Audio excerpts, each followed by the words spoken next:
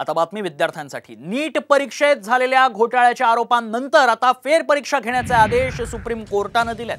मात्र ज्या 1563 विद्यार्थ्यांना ग्रेस मार्क्स देण्यात आले त्यांना ही परीक्षा पुन्हा द्यावी लागणार आहे। सुप्रीम कोर्टानेच ग्रेस मार्क्स देण्याचा निर्णय दिला होता, आता तोच निर्णय कोर्टाने बदललाय। त्यामुळे ग्रेस मार्क्स विद्यार्थ्यांना महागात पडलेत। यात पैकीच्या पैकी मार्क मिळवणाऱ्यांचाही समावेश आहे। बघूयात। नीट वरून सुप्रीम कोर्टाचा यू टर्न। 1563 विद्यार्थ्यांची फेरपरीक्षा। एनटीएचे विद्यार्थ्यांपुढे 2 पर्याय। नीट परीक्षेतल्या घोटाळ्याच्या आरोपावरून वाद निर्माण झाला होता। सुप्रीम कोर्टात जोरदार युक्तिवाद झाला।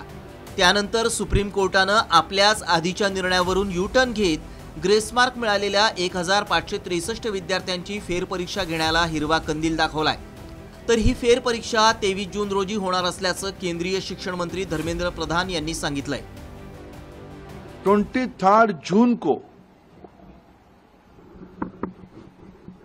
1563 स्टूडेंट को दोबारा नीट एग्जामिनेशन का ऑप्शन उनके सामने दिया जाएगा। वो परीक्षा दे सकते हैं, नहीं तो जो उनको ओरिजिनल परीक्षा की जो नंबर है उनको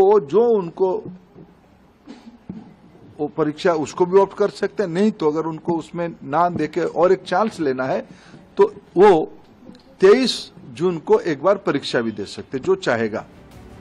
सुप्रीम कोर्टाने आपल्या निकालात नेमकं काय म्हटलंय पाहूया। ग्रेस मार्क मिळालेल्या विद्यार्थ्यांना 23 जून रोजी फेरपरीक्षा किंवा समुपदेशनाची प्रक्रिया पूर्ण करण्याचे 2 पर्याय देण्यात आलेले आहेत। 1563 विद्यार्थ्यांचीच फेरपरीक्षा होणार, त्यामुळे इतर विद्यार्थ्यांच्या निकालावर परिणाम होणार नाही। 23 जूनला होणाऱ्या परीक्षेचा निकाल 30 जूनला लागणार असल्याने जुलैमध्ये समुपदेशनाला सुरुवात होईल। 10-20 नव्हे तर तब्बल 100 ते 150 मार्क्स ग्रेस म्हणून दिल्यामुळे 1563 विद्यार्थ्यांपैकी 67 विद्यार्थ्यांना पैकीच्या पैकी मार्क्स मिळाले। त्यामुळे मेरिटच्या विद्यार्थ्यांना शासकीय वैद्यकीय महाविद्यालयात प्रवेश मिळवण्यात अडचणी निर्माण झाल्या होत्या।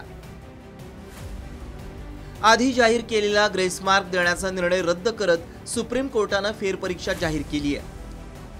मात्र सातत्याने परीक्षांमध्ये होत असलेला गोंधळ आणि घोटाळ्याचा आरोप दुर्लक्षित करता येणार नाही।